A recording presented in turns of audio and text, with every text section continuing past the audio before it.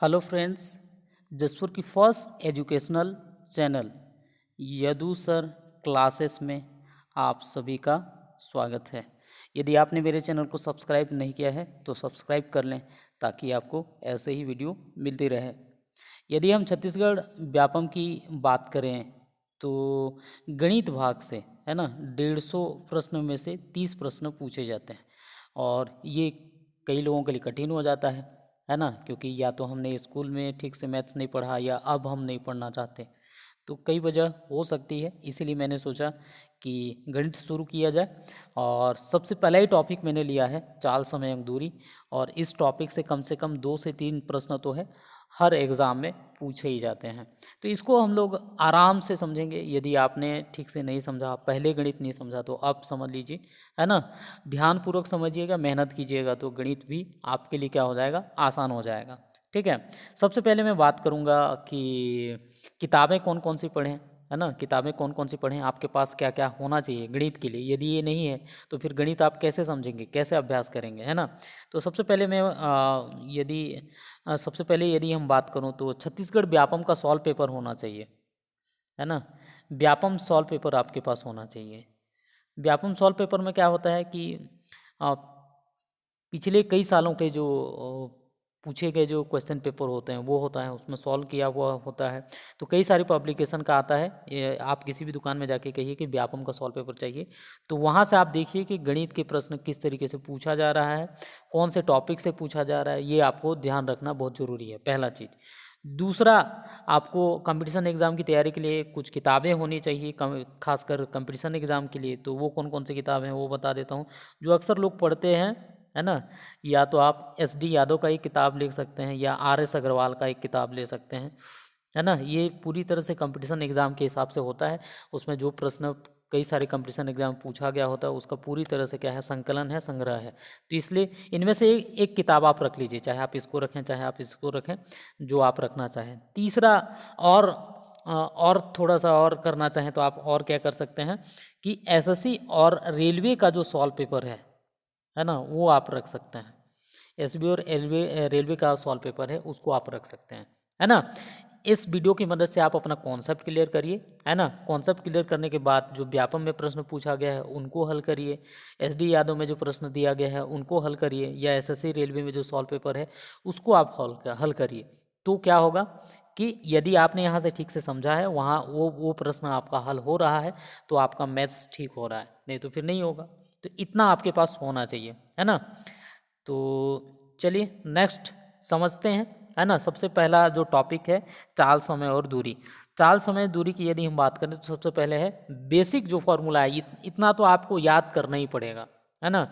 और ये सब पहले भी पढ़ा हुआ है तो याद आसानी के साथ हो भी जाता है ना। तो सबसे पहला जो फॉर्मूला है वो आपको पता होना चाहिए, वो कौन सा है, चाल बराबर दूरी बटे समय, है ना। चाल बराबर दूरी बटे समय। इसको मैं इस तरीके से भी लिख सकता हूँ, V = d/t, है ना।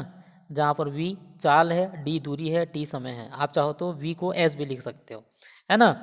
ये बेसिक सा फॉर्मूला है। इसी फॉर्मूले से अन्य फॉर्मूले कैसे बना सकते हैं, यहाँ से देखो, है ना। अन्य फॉर्मूले, बस इसको आपको तिर्यक गुणा करना है, जैसे हम लोग करते हैं। इसको इससे कर लो, इसको इससे कर लो।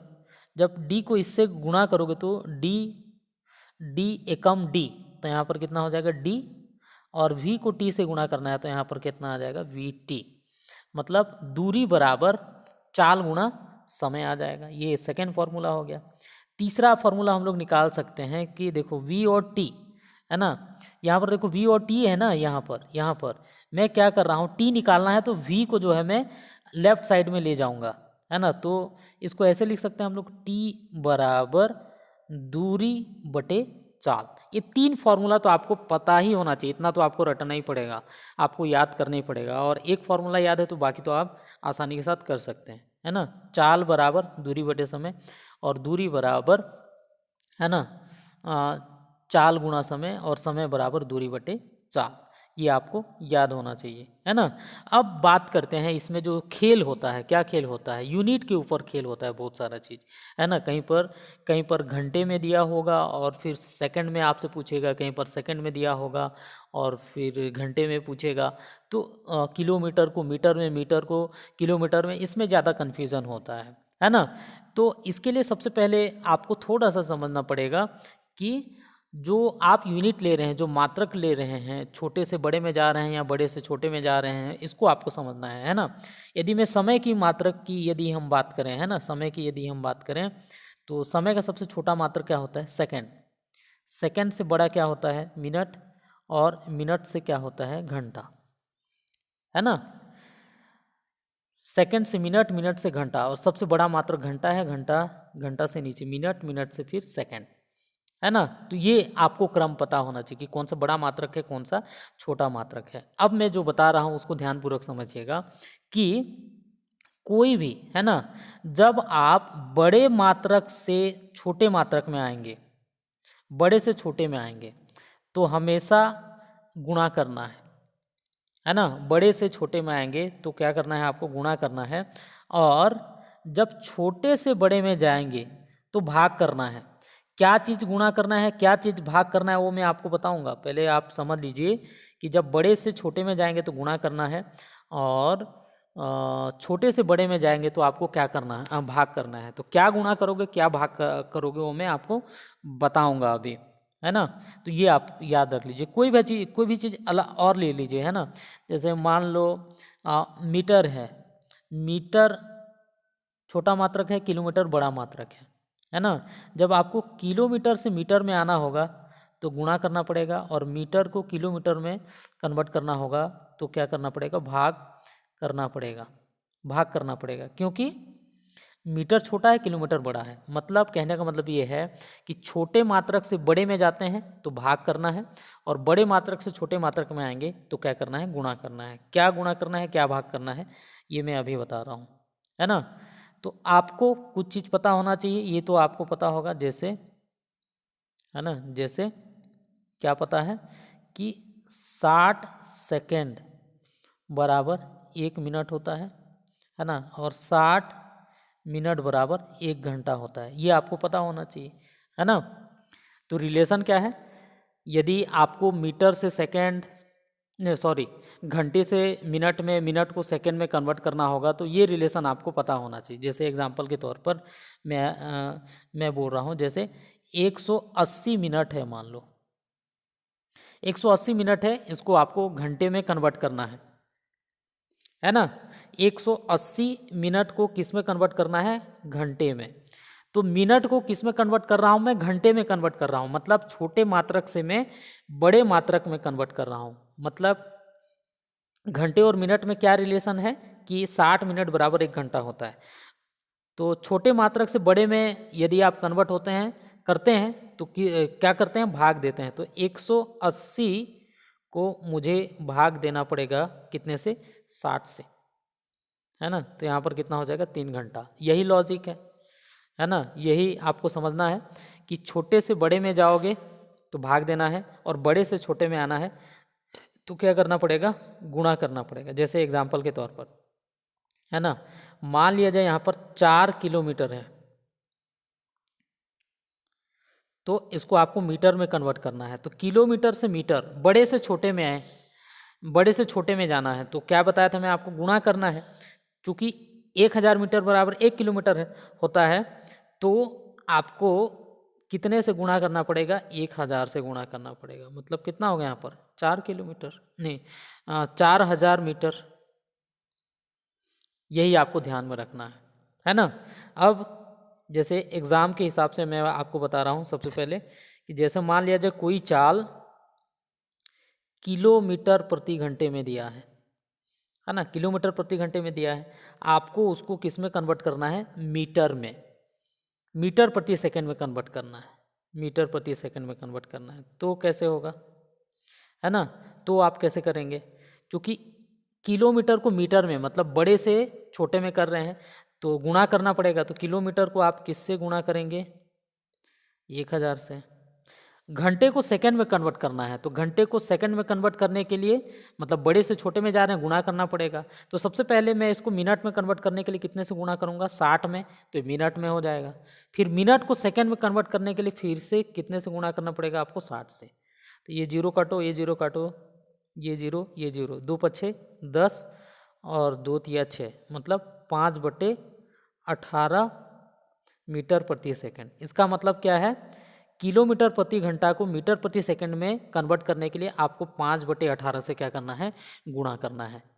यदि कुछ समझ में नहीं आ रहा है तो इतना रट लीजिए कि किलोमीटर प्रति घंटा को यदि कन्वर्ट करना है तो कितने से गुणा करना पड़ेगा आपको, 5/18 से गुणा करना पड़ेगा, है ना, 5/18 से गुणा करना पड़ेगा। लेकिन मान लो यही चीज़ ऐसे भी तो आ सकता है ना, ये किलोमीटर प्रति घंटा है, इसको आपसे पूछा कि आप मीटर प्रति मिनट में निकालिए, सेकंड में नहीं, प्रति मिनट में।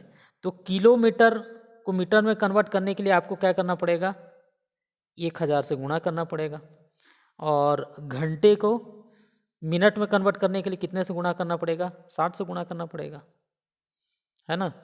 तो कितना हो जाएगा, 2 पच्छे 10, 2 तिया 6, मतलब 50/3 मीटर प्रति मिनट।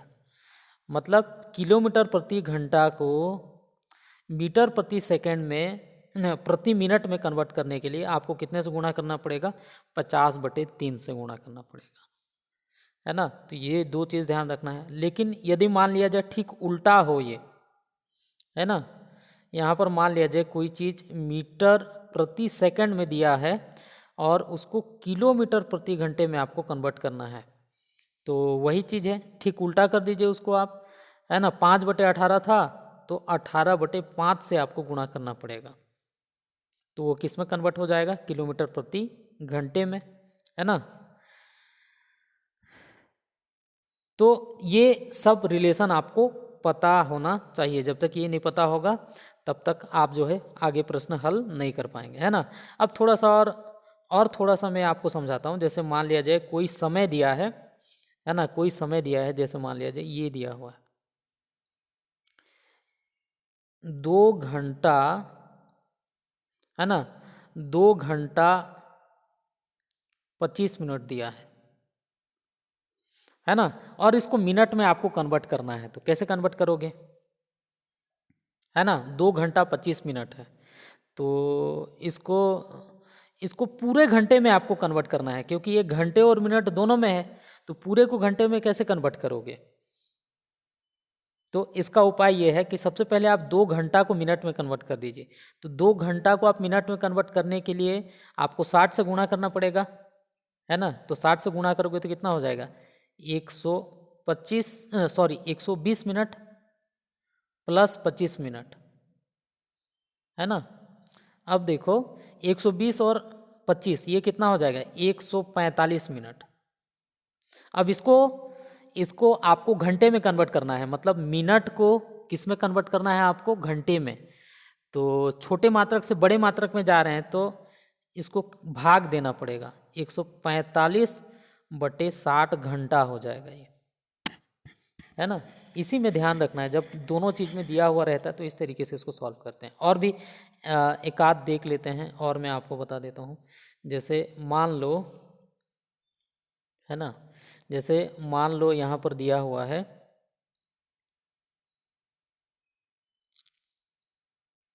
25 मिनट दिया है ना, और 25 मिनट दिया है और फिर यहाँ पर 25 सेकंड दिया है। इसको आपको घंटे में कन्वर्ट करना है ना।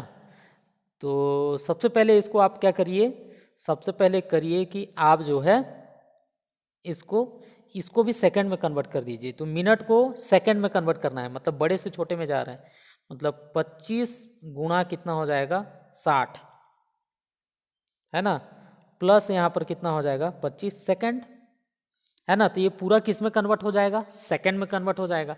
अब सेकंड को घंटे में कन्वर्ट करना है तो उसको भाग देना पड़ेगा, उसको क्या करना पड़ेगा, भाग देना पड़ेगा। तो सेकंड है, सेकंड को मिनट में कन्वर्ट करने के लिए आप 60 से भाग देंगे, फिर मिनट को घंटे में कन्वर्ट करने के लिए फिर 60 से भाग देंगे, तो इतना क्या हो जाएगा, ये घंटा हो जाएगा, है ना, इतना क्या हो जाएगा, ये घंटा हो जाएगा। ठीक है, तो इस तरीके से हम क्या करते हैं, किसी चीज़ को कन्वर्ट करते हैं। तो ये समय का बताया मैं, और फिर चाल का कैसे कन्वर्ट करते हैं ये बताया मैं, है ना। अगले जो वीडियो है हम प्रश्न हल करेंगे तो आपको ज़्यादा समझ में आएगा, लेकिन इससे पहले आपको जो फॉर्मूला है वो पता होना चाहिए, जो जो मैं बताया था आप लोगों को, ये फॉर्मूला आप याद कर लीजिए। फिर प्रश्न भी हल करेंगे और फिर मैं आपको ये बताते भी जाऊंगा, है ना। उम्मीद करता हूँ ये वीडियो आपको समझ में आया होगा, है ना। समझ में नहीं आया है तो कमेंट करके बताइए, या मेरे ब्लॉगिंग चैनल में आइए, कहीं पर भी आप मुझसे संपर्क कर सकते हैं, है ना। धन्यवाद।